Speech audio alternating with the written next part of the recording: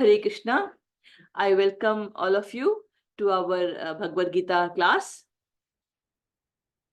The objective of this class is to enable reading of the shlok, to understand the meaning of the shlok, and to understand the basic philosophy of Gita. So we are on chapter 6, Dhyan Yoga. We have finished up to shlok number 45 last time. And what this particular chapter is divided into 5 sections. We have covered the first 4 sections, and now today we will be starting the Bhakti Yoga from shlok number 46, Bhakti Yoga, the topmost yogi, and then we will go with the glories of chapter 6 from Padma Puran, and then we will start with chapter 7. So what we did in the last class is, now we in Dhyan Yoga, Krishna has explained how the yogi should be, the Ashtanga yogi should be. So he has told that to do the practice, the yogi should go alone in a secluded place and should sit in a on a kusha glass, not much higher, not much lower, and then should concentrate his mind on the tip of his nose and meditate, and like this is what he should be doing. And then he should regulate his diet. He should not eat too much, should not sleep too much. He should regulate his and he has to live a very, very austere life. Now, listening all these things, what happened is Arjun is listening to all the past 45 shlokas that Krishna has explained about how the Ashtanga yoga or the Dhyan yoga should be done. Arjun is very concerned, and he says that it looks very, very impractical. In this, our mind is so fickle, and the Krishna, the way you are explaining the Dhyan yoga should be done, it looks impossible. I can understand that we can control our mind for 2-3 days, but the entire process is so difficult that I don't think that, it is practical for me. Then Krishna says that, Arjun, it is possible, but you have to do 2 important things, that is control your mind by practice and detachment. And if you follow these 2 things, you control your mind and follow detachment, then this is the yoga is possible. So Krishna concluded that mind control is a must for a yogi. Then, listening to that, Arjun had another question, and he asked, okay, tell me one thing. This whole process about yogi, that yoga we had been talking about, is so difficult. What actually happens to a yogi who is who has started from, and we talked about the 2 clouds. One is a material cloud, in material world in which we all are, and then spiritual cloud where we all have to reach. And suppose some yogi who has started the process in the material world and has been slowly advancing towards the spiritual world. Say a small cloud is moving out from the material world towards the spiritual cloud. So what happens if this yogi in the lifetime is not able to reach the spiritual world? What will happen? What is the fate of that yogi? And then Krishna says it depends upon the practices the yogi would have done in the lifetime. And if the yogi has done less practice, has traveled less, has detached, has practiced, but has traveled less towards the spiritual path, but has traveled, then what is guaranteed is at least a human life is guaranteed. And then what will happen? He will actually first go to a higher planets, like a Swarglok, but still he will be in the material world. He'll be in the material world, but he'll go to higher planets like Swarglok, and he will enjoy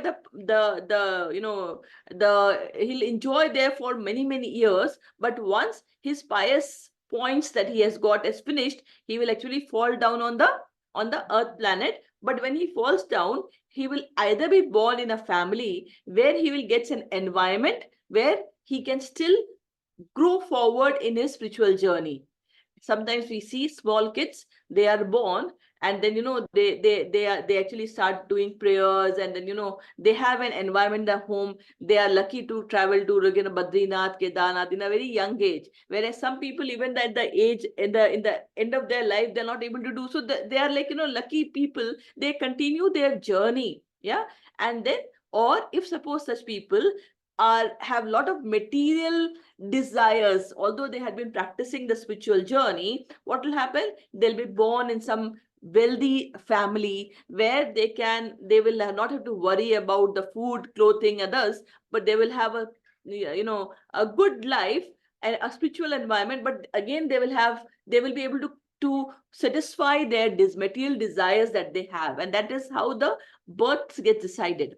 Now, someone who had actually traveled a much higher distance towards the spiritual platform and has done lots and lots of tapasya and has fallen short of reaching the goal, then such people are actually born into a very pious and a family of acharyas, priests, where they have the entire environment is so conducive that they are very easily able to move forward in that direction and finally achieve the final goal.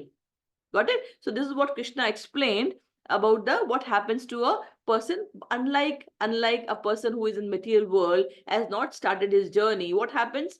Whatever we have earned in this life, as with the when we have not moved into the spiritual journey, it will get lost in this lifetime itself.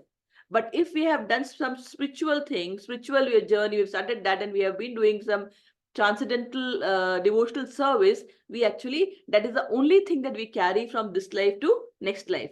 Rest, all the things that we have in this life, in the material world, whatever bank balance we have, whatever houses we would have acquired, whatever land we would have acquired, everything we are going to leave behind when we go to travel our next journey. The only thing that we'll carry from this life to next life is the name of the name, how much chanting we have done of the God's name, how much scriptures we have read, how much scriptures we have listened. The more, and Krishna says to control the mind, one of the thing is to listen to scriptures. The more you listen to Krishna Katha, the more you are absorbed in Bhagavatam, the more you are listening to Bhagavad Gita. These are the things which will actually carry with you even to your next life, right? So this is what we actually read in our last class. And today we will do the last two shlok of 6th chapter. So let us go to shlok number 46. Tapasvibhyo adhiko yogi. ज्ञानेभ्योऽपि मतोऽधिकः कर्मिभ्यश्चाधिको योगी तस्माद् योगी भवार्जुन तपस्वी भयो अधिको योगी ज्ञानेभ्योऽपि मतोऽधिकः कर्मिभ्यश्चाधिको योगी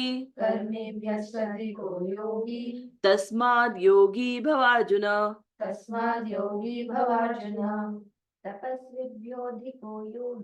तपस्विभ्योऽधिको योगी ज्ञानिभ्योऽपि मतोऽधिकः कर्मिभ्यश्चाधिको योगी तस्माद् योगी भवार्जुन. Now Krishna says tapasvibhyo adhiko yogi. A yogi is greater than tapasvi. Yeah, a yogi is greater than a tapasvi. Then he says jnanibho api matodhika. In my opinion, jnani, even the those who are jnani, who are the jnanis? Knowledgeable. Those who are knowledgeable. What knowledge? When we say they are jnani, they are the one who actually reads. They have understood. They have reached the platform where they understand that the body and soul are different. Body is just a cover for the soul, and the real I is actually soul, which is in the journey. Yeah, so that is that knowledge they have achieved, and they work to achieve more knowledge for the soul, right? So jnanebhyo api matodhika, and even the yogi is greater than jnani. Okay, karmibhyascha adhiko yogi. Karmi, even from a karmi is what? Someone who follows the karm kand. Even from karm kand, yogi is higher. Tasmad yogi bhavarjuna. So, O Arjun, bhav means become. So, O Arjun, tasmad, that is why you become a yogi. Tasmad yogi bhavar. Let's read the English translation. A yogi is greater than the ascetic. A yogi is greater than the ascetic, greater than the empiricist, greater than the empiricist, and greater than the fruitive worker. and greater than the fruitive worker. Therefore, O Arjun, Therefore, O Arjun, in all circumstances, in all circumstances, be a yogi. be a yogi. Now here we have to really look at the words that Krishna has used. Yogi, what is the meaning of a yogi? A yogi is a one. Yogi means connection to the God. Connection to absolute is yogi, right? Yuj, it comes from the yuj dhatu, means connection to the God. Krishna doesn't say Jnana yogi matodhika. He says tapasvi, jnani and karmi. Now tapasvi, jnani and karmi are different than jnana yogi, karma yogi. Because when you say tapasvi, tapasvi is people who do lot of vratas in the daily life. They do Sunday fastings. They are actually doing to purify themselves. So they are tapasvis. Yeah, they do lot of pujas, prayers, but they are doing lot of vrata to get XYZ. Not a very clear idea of what exactly we want, but they keep on doing that. So they are basically the tapasvis, right? So then Jnani is someone who is actually understands body and soul is different and is trying to gain more knowledge, but doesn't know the final goal. A karmi is also who is doing a lot of good work with with detachment, something like he's building dharamshalas, building hospitals, building a lot of good things. It's a mode of goodness, but is not dedicating the work to Krishna, the God. So what happens? These are the various categories that we have. So he says from all these things, yogi is better. And yogi, when you talk about yogi, it could be a karma yogi, it is a jnana yogi, it is a dhyana yogi, or a bhakti yogi. So he's saying be a yogi. But what type of yogi he will talk about in the next slok. But he says more than tapasvi, jnani, and karmi, a yogi is better. So be a yogi. Means whatever work you're doing, do it for the God. Don't just do the work for yourself. Whatever your work you're doing, you offer the results to the God. Don't take it for yourself. I'm doing this, so this good should happen to my son. I'm doing this good should happen to my daughter. So what you're doing, you are doing everything for yourself. You are not doing the thing for Krishna. You are doing everything is targeted for yourself. So he says, yogi, any yogi, whether it's a karma yogi, jnana yogi, dhyana yogi, everyone is better than a tapasvi, karmi, or jnani. So be a yogi. That is the first sentence he tells here. Yeah. Now let us go to the next slok, 47. योगिनामपि सर्वेषां मद्गतेनान्तरात्मना श्रद्धावान् भजते यो माम् स मे युक्ततमो मतः योगिनामपि सर्वेषां मद्गतेनान्तरात्मना श्रद्धावान् भजते यो माम् स मे युक्ततमो मतः.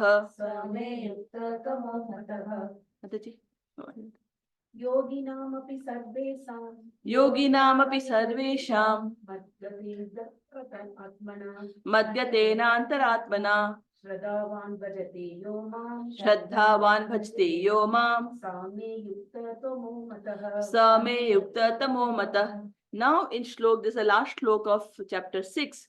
He is now telling what yogi should you be.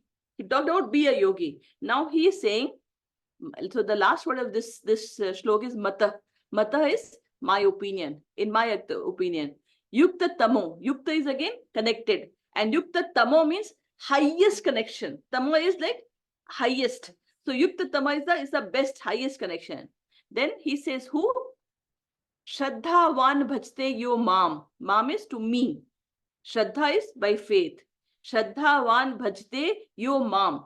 Who with all the faith is doing bhajte to me. And what is the meaning of bhajna? Bhajte is not just worship.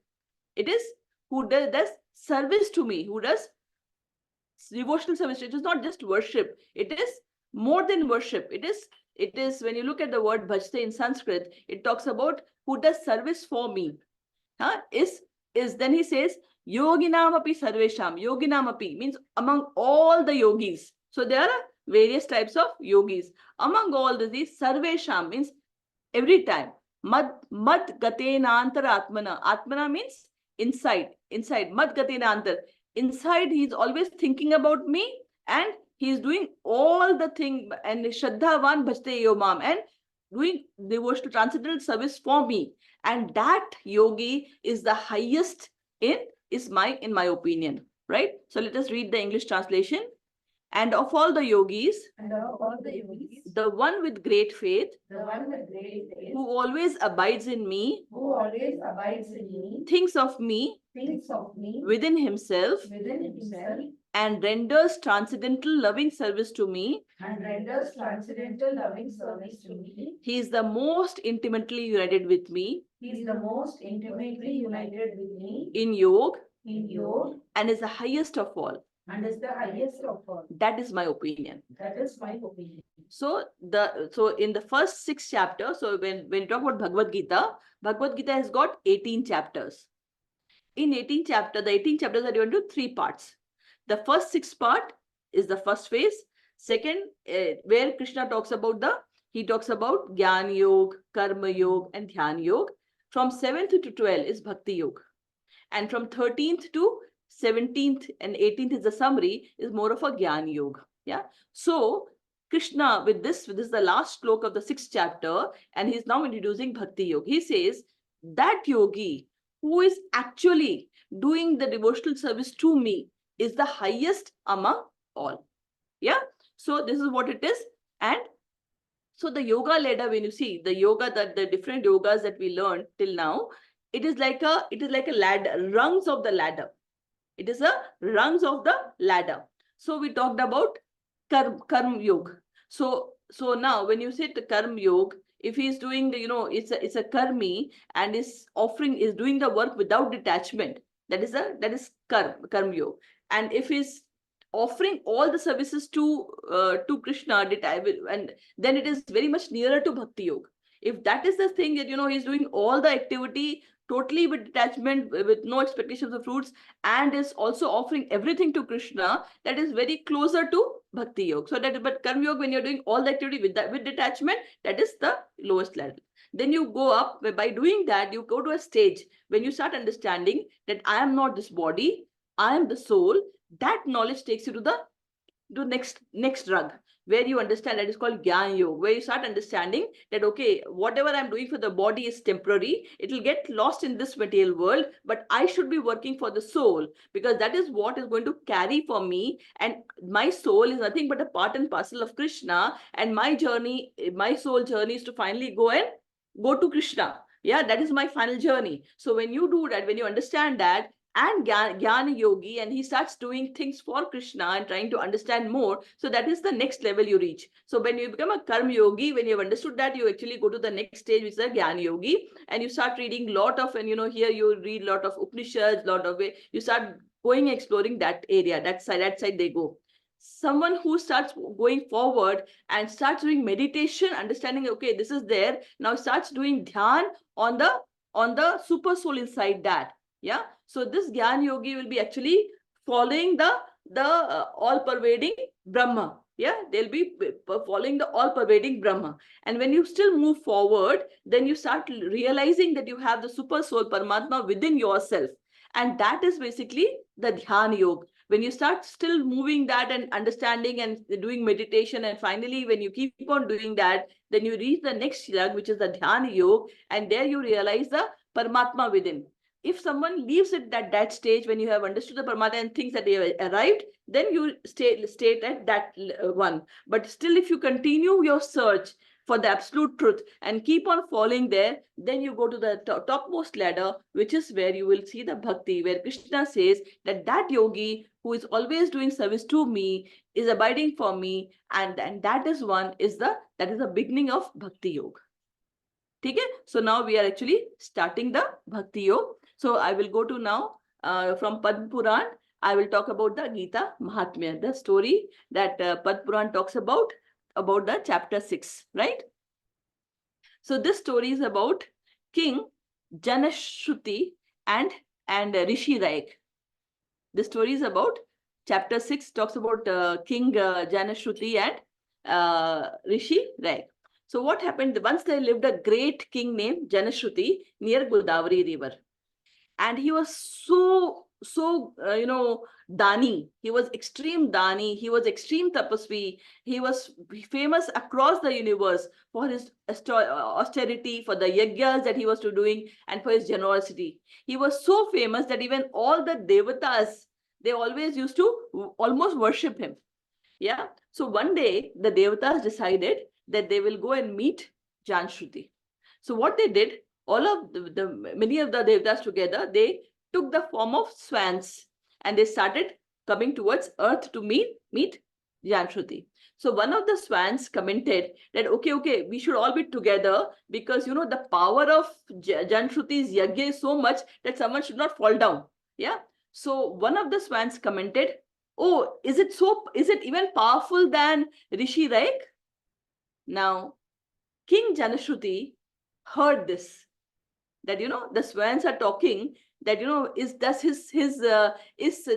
it better than or is it higher than Rishi Raik?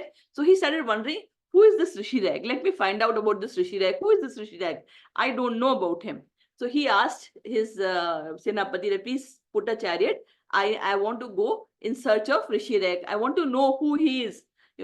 So he went to Kashi. He took bath in Ganga and started inquiring about Rishi Raik. Do you have anyone knows about that? So slow. Then he went to Dwarika. He went to all the dhams searching for Rishi Raik, but he could not find. Finally, he reached Badrinath, Mathura. Badrinath, when he reached, started looking for that. But he said somewhere he came to know that okay, still move forward in the northern direction, and then he started moving towards Kashmir.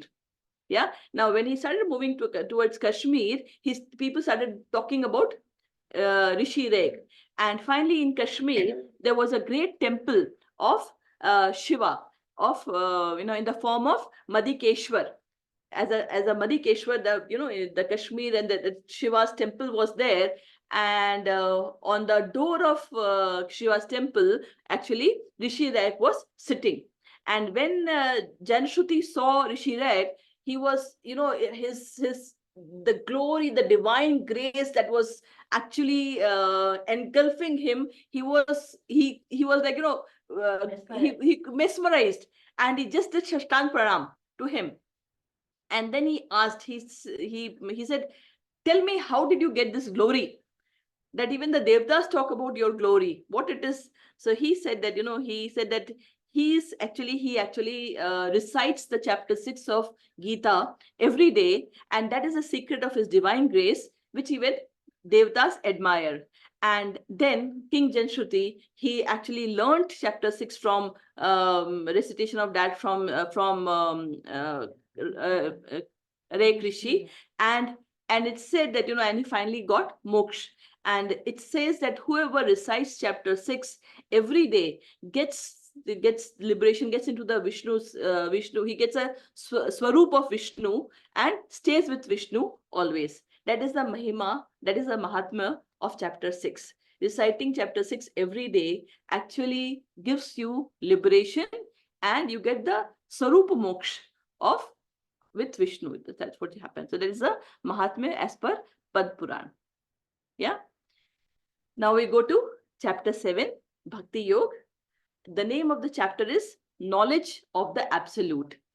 Knowledge of the Absolute. Now, as I mentioned, that chapter 7 to chapter 12 is Bhakti Yoga. Now, when you have a lot of precious things with you, a lot of precious jewel, you will put it in a box, right? So it is said that the container in which the box is kept, the box is there. That is the first 6 chapter of Gita. The lid is the last 6 chapter of Gita, and the jewels inside the box is the middle chapter of Gita, which is Bhakti Yoga. Yeah. Why it is so? Because this 6th chapter is the one. Till first 6 chapter, Krishna never talked about him. He only talked about in a very, very, maybe total 5 to 7 shloks, maximum 10, he would have talked about my or me. But now onwards, he will start revealing himself. He will start talking about himself. That is why it's called knowledge of the absolute. So next 6 chapters that we'll be talking, Krishna is going to talk about himself, how you can get him. And that is why it is the jewel of Bhagavad Gita and is the most sick. And of the 6th chapter, the 9th chapter is the most special chapter where Krishna actually reveals his heart. So 9th chapter, and in the 9th chapter, the last shlok of the 9th chapter is the essence of Gita. Is the essence of Gita. Yeah. So now let us move to the chapter 7. Oh, so here, I mean, we talked about the last shlok, and so let's go to the 7.1. Shri Bhagavan Uvacha Shri Bhagavan Vacha Maya Satmana Partha Maya Asatmana Partha Yogam Yunjanma Madashrayah Yogam Yunjam Madashrayah Asanchayam Samagram Mam Asanshayam Samagram Mam Yatha Gyasyasi Tachunu Yatha Yavyasi Chakshano Shri Bhagavan Uvacha Shri Bhagavan Vacha Maya Asatmanah Partha Maya Asatmana Partha Yogam Yunjan Madashrayah Yogam Yunjam Madashrayah Asanchayam Samagram Mam Asanshayam Samagram Mam Yatha Gyasyasi Tachunu. Yatha Vyasasi Chakshano Mataji. Shri Bhagavan. Shri Bhagavan Uvacha Shri Bhagavan Uvacha Maya Asakta Manah Partha Maya Asatmana Partha Yogam Unjana Mad Ashraya Yogam Yunjan Mad Ashrayah Asam Sayam Samagram Mam Asanchayam Samagram Mam Yatha Naya Stitam Churu Yatha Gyasyasi Tachinuhu. Yeah. So Krishna said, now here Krishna is knowledge of absolute. So he starts talking about himself from this. He has told that be the yogi who is always thinking about me. But how? So he'll start explaining those things now. Maya asat maya manah partha. Parth is Arjun. O Parth, Maya is in me. Me. Asakt means Asat is connected to mana, whose mind is always connected to me. So he's talking about connection of the mind to whom? To him. Partha, Yogam Yunjan Mad Ashraya. Mad is my. Ashraya is, my shelter. Mad Ashraya is my shelter. Someone who takes my shelter and his mind is connected to me. Asanchayam. Asanchayam means there is no sanchaya, there is no doubt. Sanchaya means doubt. Asanchaya means there is no doubt. Samagram Mam. Samagram means complete. Complete. Mam is me. Yatha Gyasyasi Tachuru. Tachuru means here. Tachuru means now here. Tachuru is now here. So now let us read the English translation. The Supreme Personality of Godhead said, The Supreme Personality of Godhead said, now here, Now hear, O son of Pritha, O son of Vritha, how by practicing yoga how by practicing yoga in full consciousness of me, in full consciousness of me, with mind attached to me, with mind attached to me, you can know me in full, you can know me in full, free from doubt. free from doubt. Right? So how can you know Krishna? When in your mind, your concentration is towards Krishna. Right? When you are concentrating your mind on Krishna and you have taken his shelter. These are the two things. When you have done that, slowly Krishna will start revealing himself to you. This is what he says here. Yeah. So what we have learned till now in the last 6 chapter about the absolute truth, we know that absolute truth comes in 3 forms. And we talked about that story of a green mountain. And when you are coming from a plane, you actually see a huge, just a green color, something high there. And that is so Krishna, when you look at Krishna, the effulgence of the Krishna, the light which surrounds Krishna is so high that it is the Brahma Jyoti. The Jyoti that you see is actually emanating from his body, which is all pervading. Yeah, it's so when you are seeing from the high, from the plane high, you are seeing that green mountain. The green color that you are seeing actually is that all pervading effulgence of the God. Yeah, that's a Brahma Jyoti. If you still want to know more, if you are happy and Brahm, you just stop there, then you will be there. But if still the plane, when it comes nearer, then you can see, okay, the mountain, it is a mountain, but it has got lot of trees and some huts, probably lot of trees, you can see that, right? And that is when you can actually see the Paramatma inside. That is the second stage, the super soul inside your heart. And when you go very close to the mountain, you can see even people, there are a lot of people walking down, or animals, cows and all. And that is what, when you can see the physical body of the physical Krishna. Got it? So these are the Bhagwan. So that is the Brahma Jyoti, Super Soul Paramatma, and Bhagwan. These are the three stages of absolute truth. They all are same. They are not different. It all depends upon from your journey, and everyone is in a spiritual journey.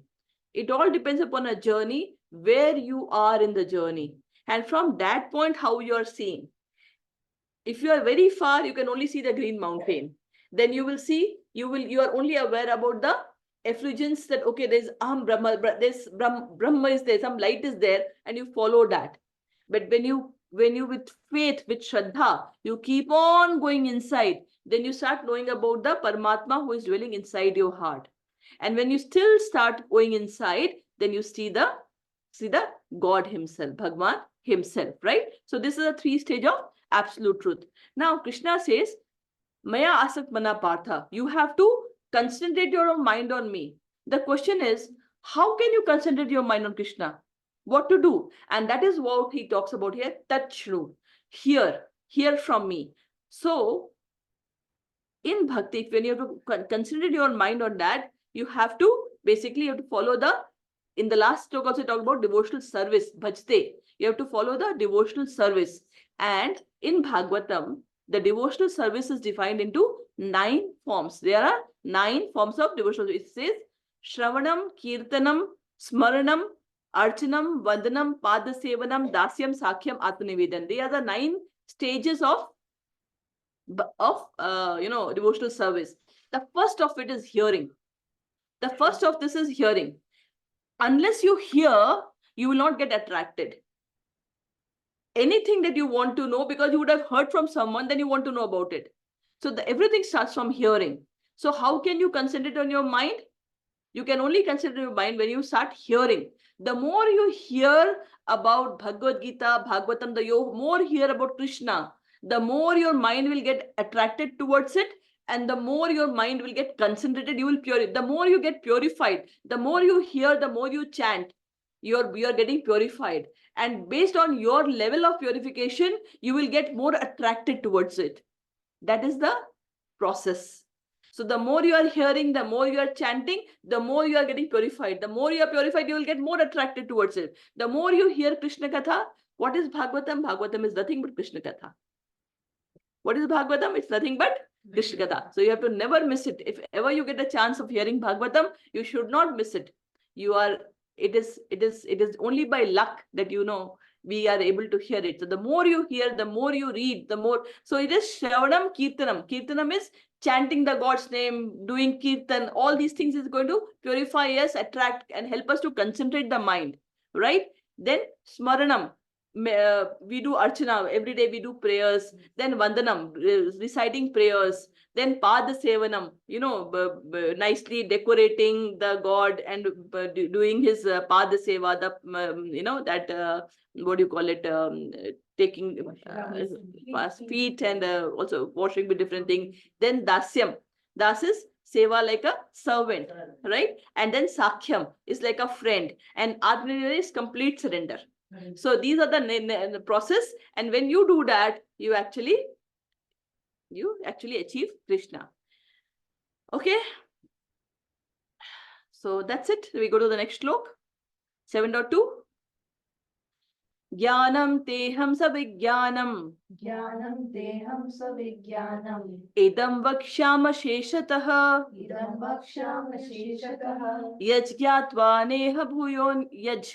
Yajnana bhuyo yaj.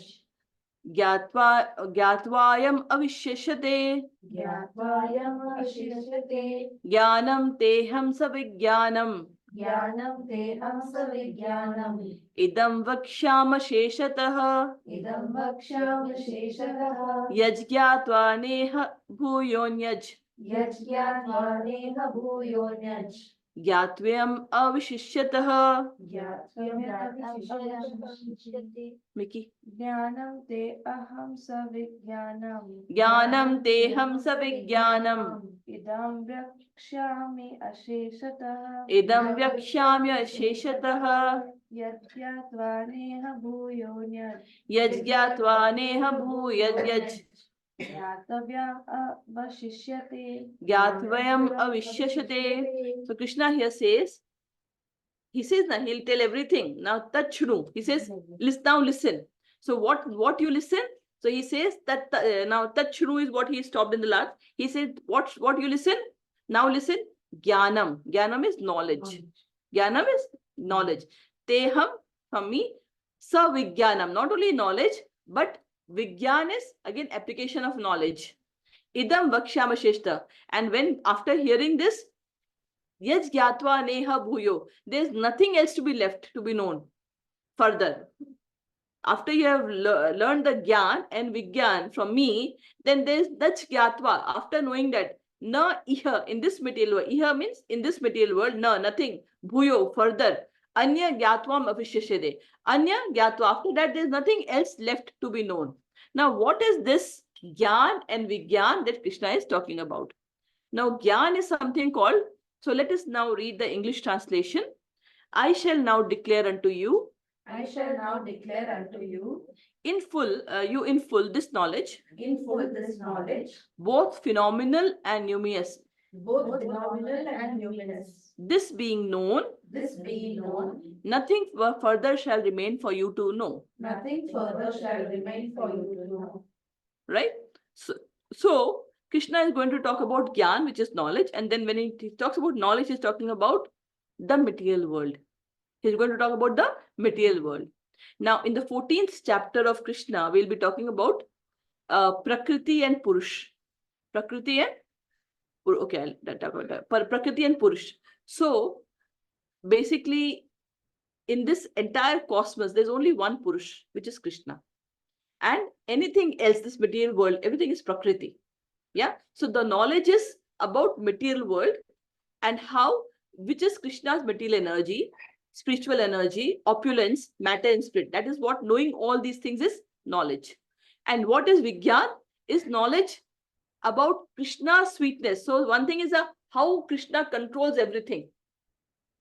Yeah, the material world, the spiritual world, his opulence is about how he controls. But about him himself, how sweet he is, how about his heart. That is what is the Vigyan. Okay. So now we go to the next. Then the question is, why to Arjun? Why is he telling to Arjun, not to anyone else? Because he is the Sathya of Arjun, no? Or Arjun is his path. Yes, but why so? Because he wants to gain knowledge. Yeah, Someone he has who is completely little surrendered. different. He has completely surrendered to Krishna, and also not only is completely surrendered, he is his best friend and a great devotee. Right? So to understand this, if you have your aham, you will never learn. Never. You should have questions. You have a lot of questions, but not in a challenging. You should first surrender and inquire to learn. Then only someone who knows the knowledge will talk. Otherwise, they will not talk. If you want to gain knowledge, you have to surrender, be the devotee, have faith, and then inquire. Then you will get the knowledge to learn. Right? Now let us go to the next slok.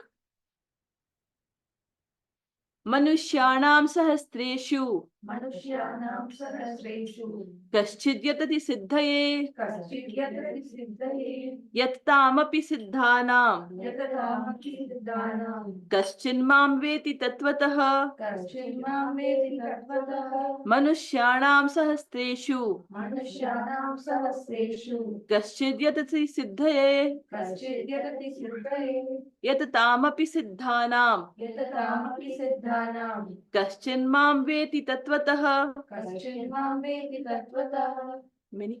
मनुष्याणां सहस्रेषु Manushyanam sahasreshu. कश्चिद् यतति सिद्धये Kaschid yatati siddhaye. यततामपि सिद्धानां Yatatamapi siddhanam. कश्चिन् मां वेत्ति तत्त्वतः Kaschin mam veti tatvatah. Now here Krishna says, Manushyanam sahasreshu. Sahasreshu means thousands and thousands of people.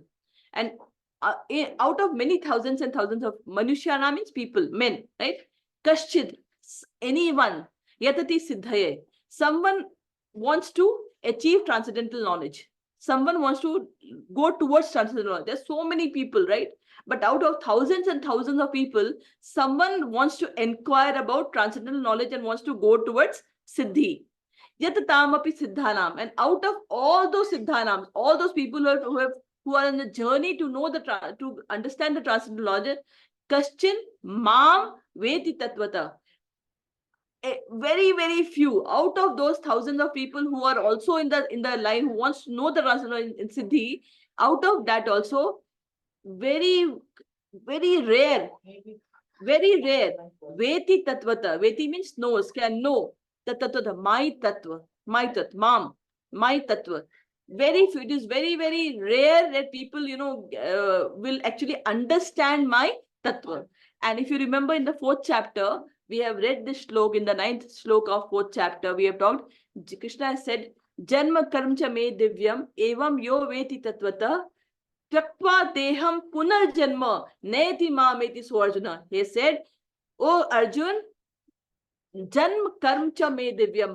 My appearance and my activities are divya, they are divine. And evam yo veti tatvata. If anyone ever can understand that tattva, about my appearance and my activity, then what will happen?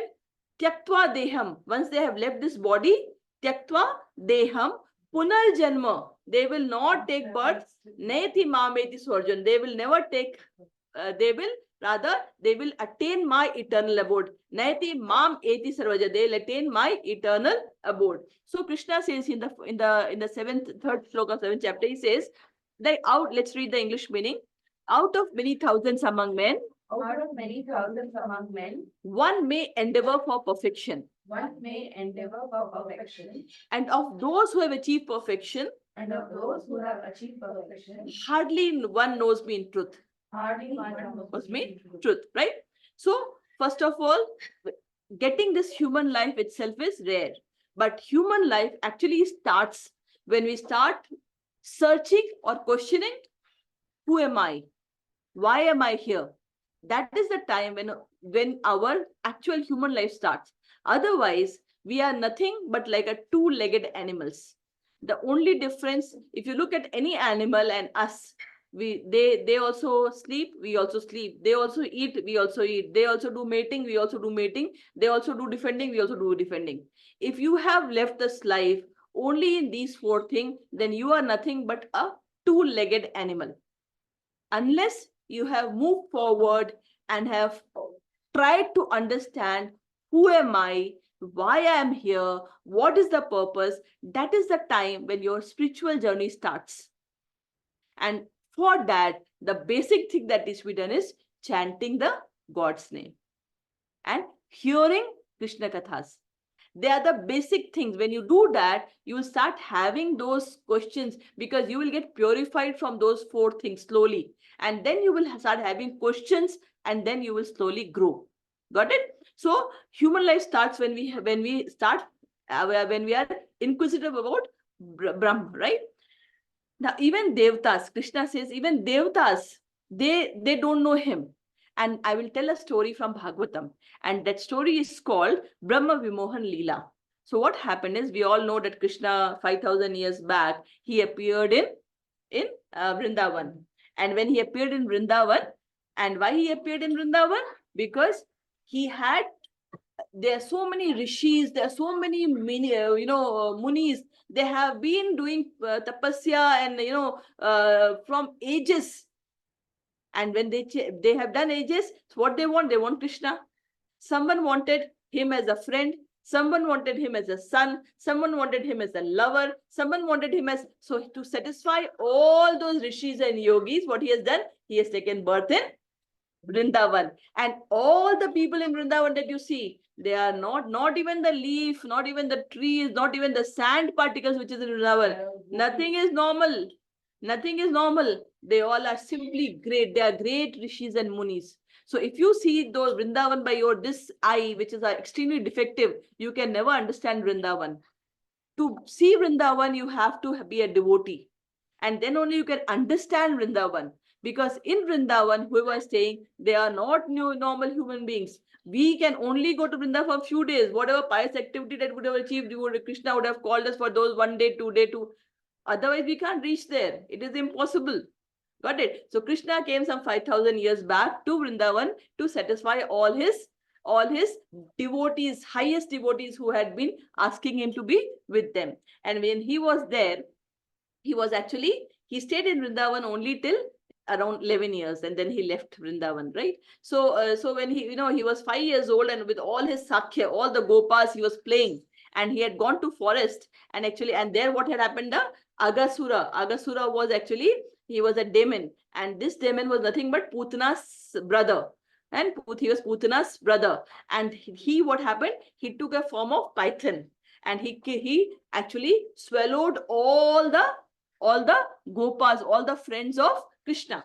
And Krishna, what happened? He actually went and rescued all of them. Now, after rescuing, they all were sitting in the forest, and all the calves were actually, they were seeing, they were grazing the grasses, and these friends were sitting together.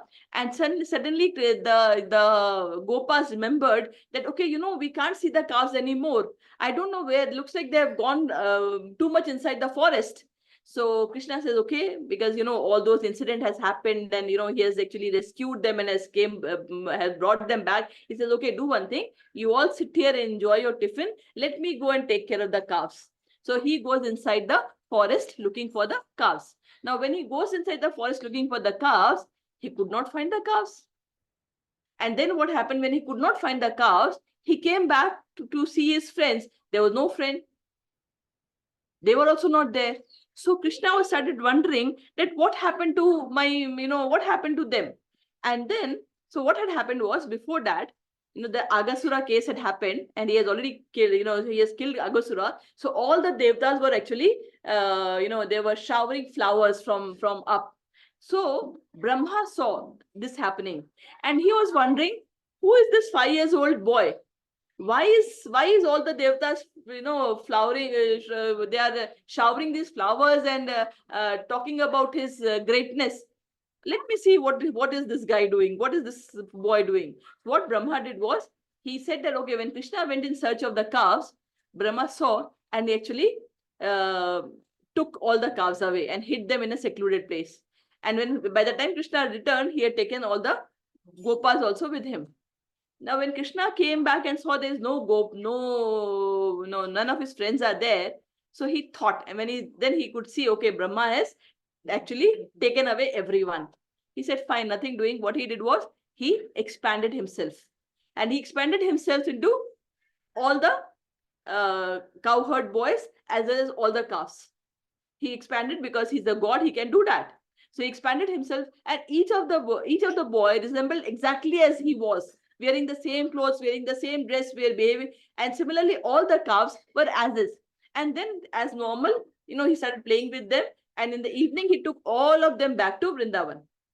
And when he went back to Vrindavan to their mothers, each of the mother, they started feeling, why am I having so much? I feel more love for my son today. Yeah. So they started, and similarly the calves, this continued, and every day now, very nicely, Krishna, no one came to know about this, that the son is not is Krishna, and the calves is Krishna. And this continued for 1 year. This whole thing continued for 1 year. And in 1 year, what happened in the meantime, Brahma, for a second, he had gone inside and he came out. Now, Brahma's 1 second is 1 year of our, less than 1 second is actually, less than 1 kshan is also, more than 1 year, is 1 year for our earth. We'll talk about that later, how it is. But then, so when he came back, he saw Krishna is everyone is there. So he got bewildered. What happened? I had actually taken them away. So he went to the place to see. He saw everyone was sleeping there. So he's wondering what happened. And when he came back, he saw, okay, then what happened? Now Krishna knew that Brahma is getting bewildered. So Krishna did his magic. And then Krishna brought them all back into their original form. What was they all Vishnu Tattva. So he could see all of them. When Brahma saw, he saw all the cowherd birds were nothing, but they were in the form of Narayan, and all the cows were nothing but the Narayan. Now Krishna realized, oh God, I mistook this boy as a small boy, but this is Krishna himself.